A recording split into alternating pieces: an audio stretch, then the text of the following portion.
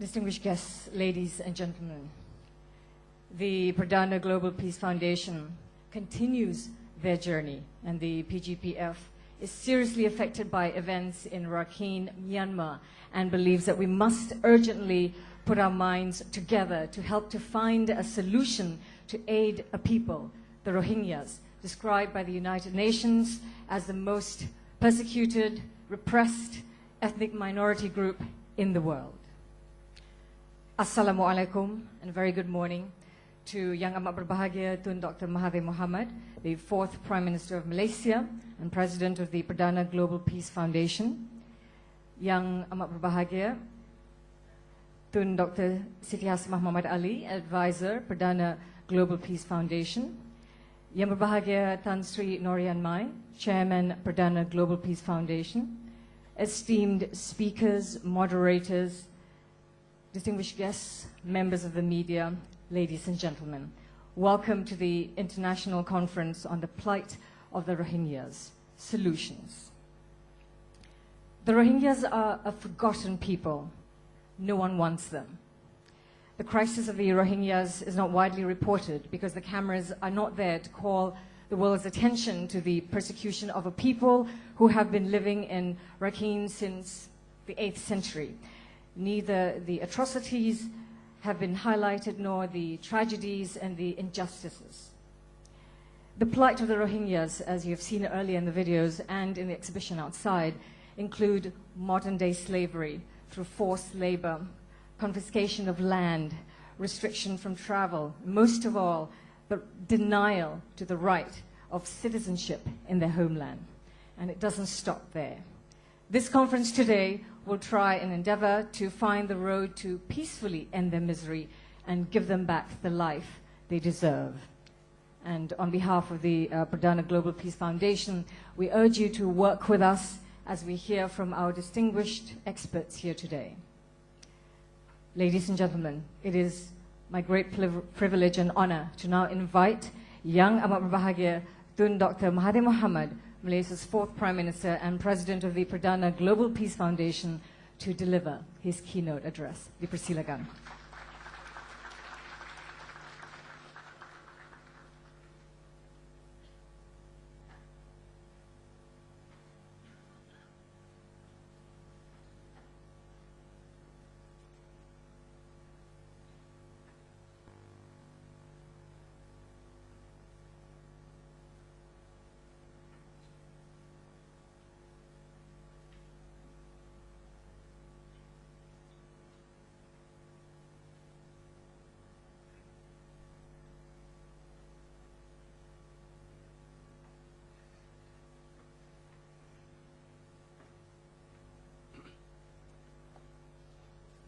Bismillahirrahmanirrahim.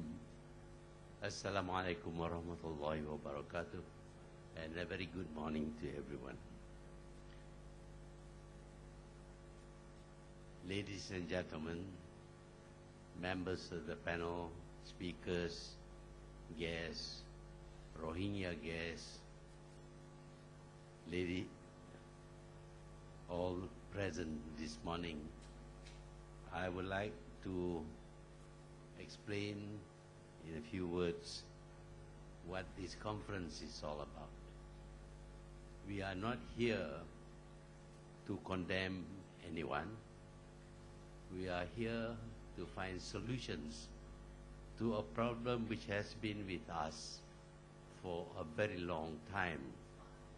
The problem arises basically from a refusal to recognize the people living in Rakhine state of Myanmar, the people who are Muslim by religion and who belong to an ethnic group that is different from the main population of Myanmar, who are mostly, who are actually Buddhists.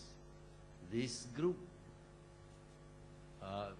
basically are actually Muslims, and their problem is that the government of Myanmar refuses to acknowledge that they are citizens of Myanmar.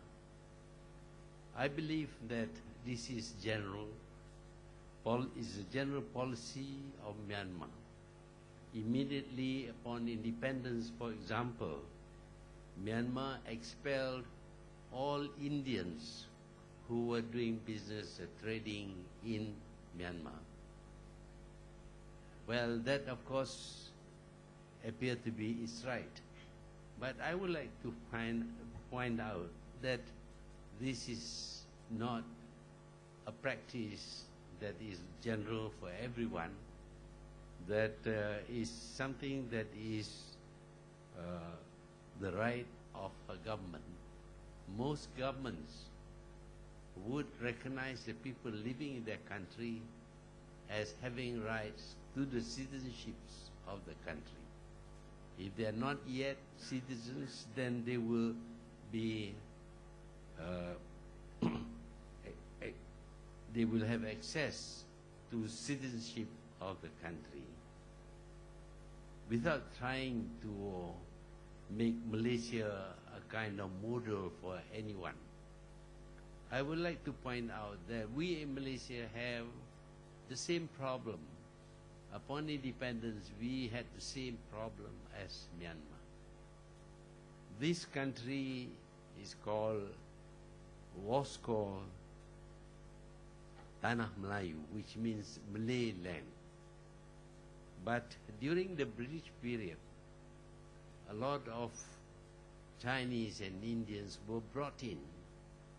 These people came in initially temporarily, and when there was this great recession of 1929, many of them went back to their own country, which means, of course, that they are transients.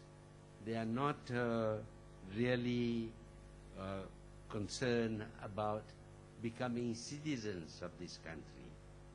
But a considerable number of them decided to stay in this country, to live in this country, to regard this country as their home.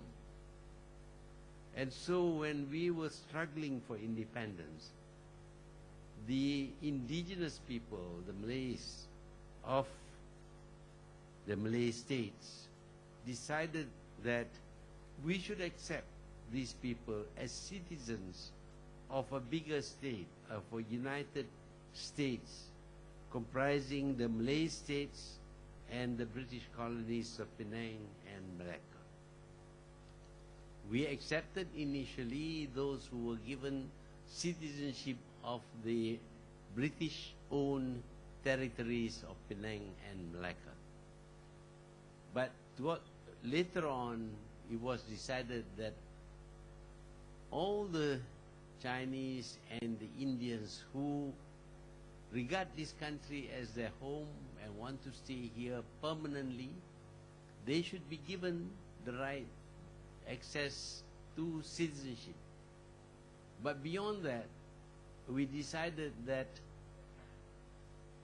according to the principles of jus soli, we accepted some 1 million people who, if we are going to go by the conditions applied to those wanting to become citizens of Malaysia, they would not qualify. But even though they did not qualify, we regarded them as eligible, and some 1 million citizenship were given to the Chinese and the Indians. This was at a time when the population of Malaysia was only 5 million, and 1 million is about 1/5 of, or 20% of the total population of the Malay states and the strait settlement in the peninsula. So we accepted the need. We were willing to accept these people as citizens of this country, although they were here for only a very short time.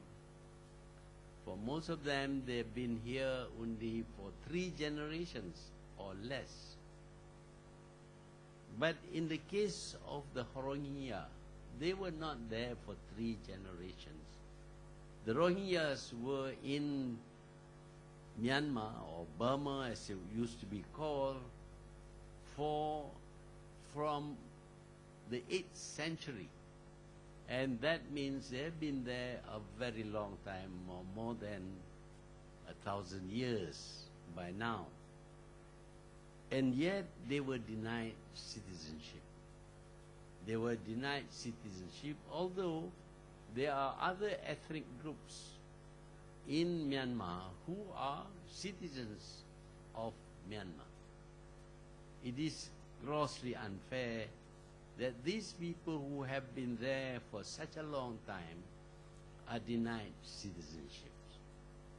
And because of this denial of citizenship, the problem is created because a lot of them have been persecuted by government forces and also by the citizens of Myanmar who are not Muslims. Off and on there would be cases of unfair treatment, unjust treatment, of oppression of the Rohingyas. The Rohingyas did not ask for much. They merely asked to have a right to be citizens of the country.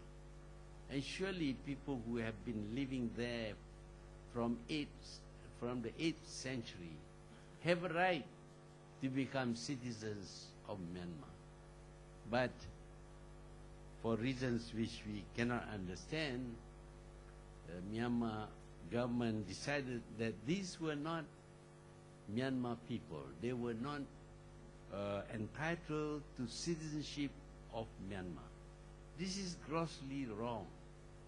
If other countries can accept foreigners as citizens, and we see many countries today where the indigenous people have accepted people who came later as citizens, we cannot see why the government of Myanmar should have a policy which excludes people who have been living in the country for more than 1,000 years from being citizens of the country. Naturally, this leads to confrontations, clashes between the people who are citizens, mainly the people of the Buddhist faith, and the Rohingyas who are Muslims.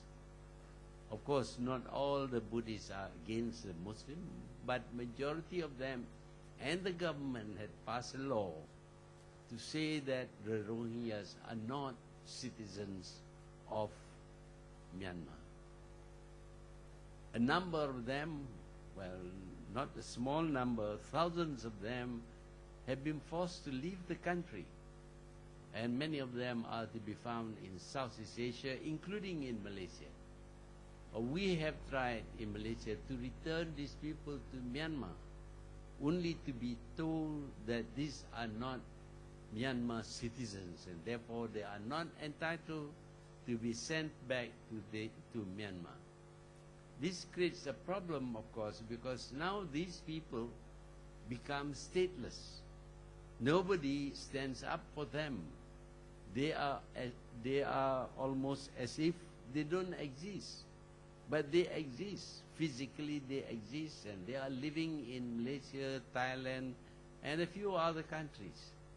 And they have a right to go back to Myanmar. But the government of Myanmar has consistently refused to accept them. And this creates a problem, not just for the Rohingyas, but also for the countries where the Rohingyas have seek refuge. We are concerned, of course, over the violence which erupted recently. Many of the Rohingyas were attacked, their houses were burned, their people killed. In the process, of course, the Buddhists also were killed. We admit that. We are not about to pass judgment. What we want to do here is to find a solution.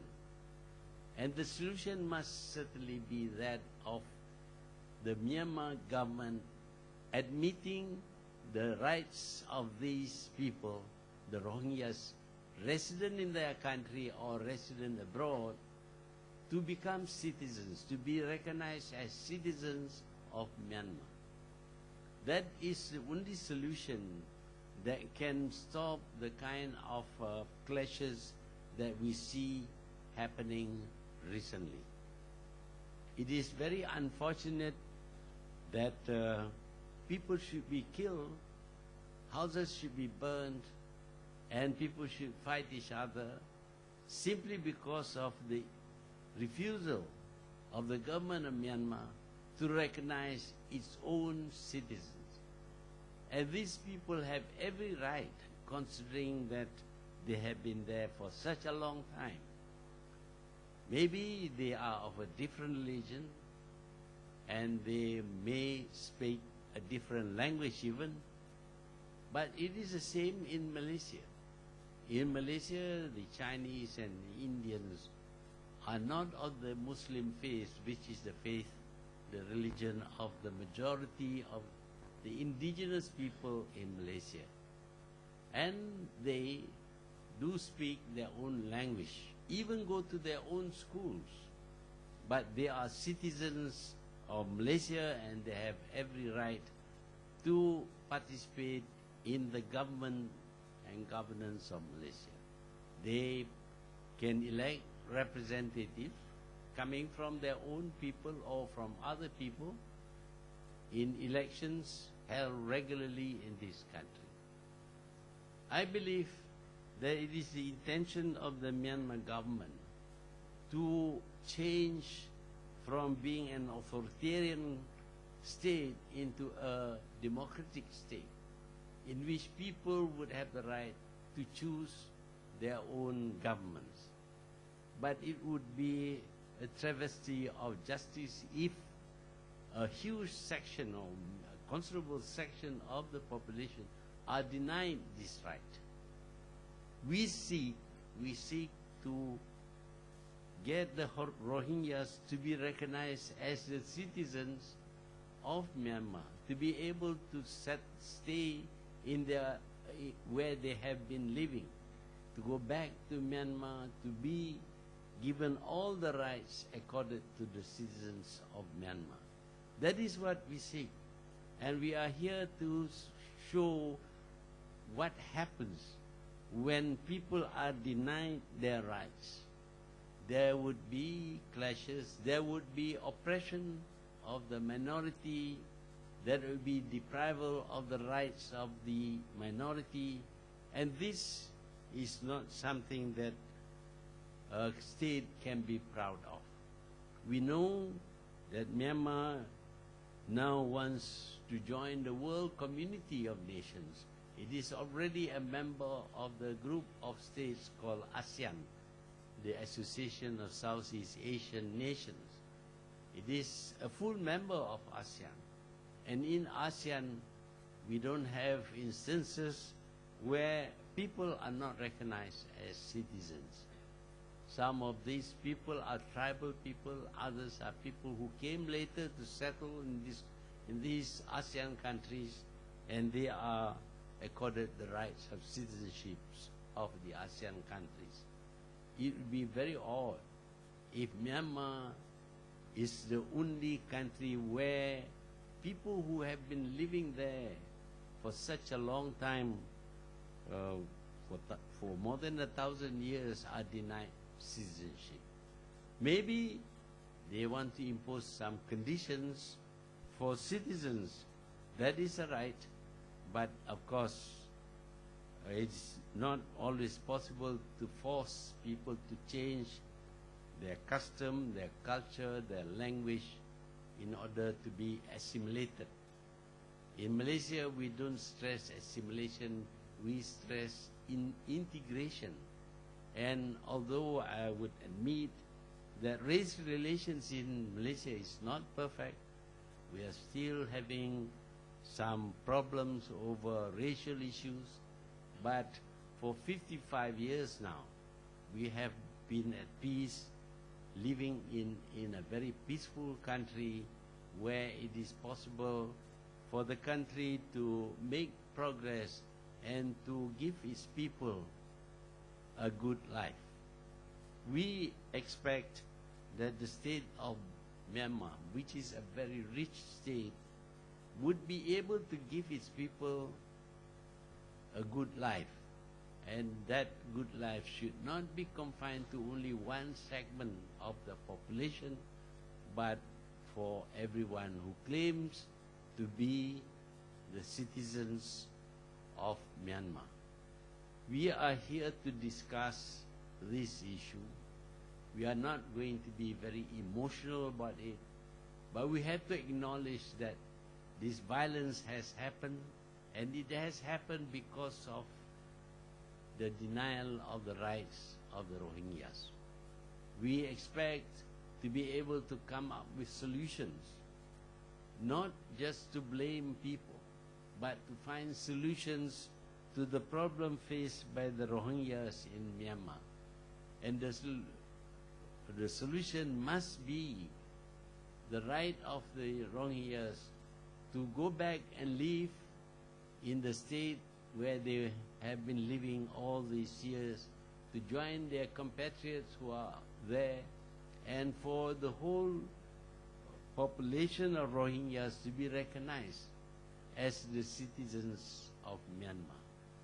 I know we have a panel here who have come on their own free will to discuss this issue, and I hope that they can help us provide with some solution to the problem faced by the Rohingyas. It is not just a legal issue of being citizens of Myanmar. It has now become a humanitarian issue, an issue of people who are being physically attacked and killed and have their houses burned, and they themselves have been expelled from their country, living as refugees in other countries where the conditions of their life are really not humane, are really not suitable for people who are entitled to a life free of oppression like other people. So we have called this conference in order to discuss the problems of the Rohingyas, and I would like to leave it to the panel members to give their views on the issues at hand and to come up with solutions to these issues where possible. And we hope that we can apply we can influence the government of Myanmar to do what is just and what is right. And what is just and right is to give to the Rohingyas their right to the citizenship of the country and their right to live in that part of Myanmar where they have been living for the past 1,000 years or so. So with that, I will leave the floor and let the panel members make their presentations, and we hope that there will be dialogue with the audience in case the members of present have some suggestions to make or some corrections to make, so that we can discuss this issue in a very rational way, calmly, and with the objective of finding a solution to the plight of the Rohingya in Myanmar. And so I thank you, and I declare this meeting open. Thank you.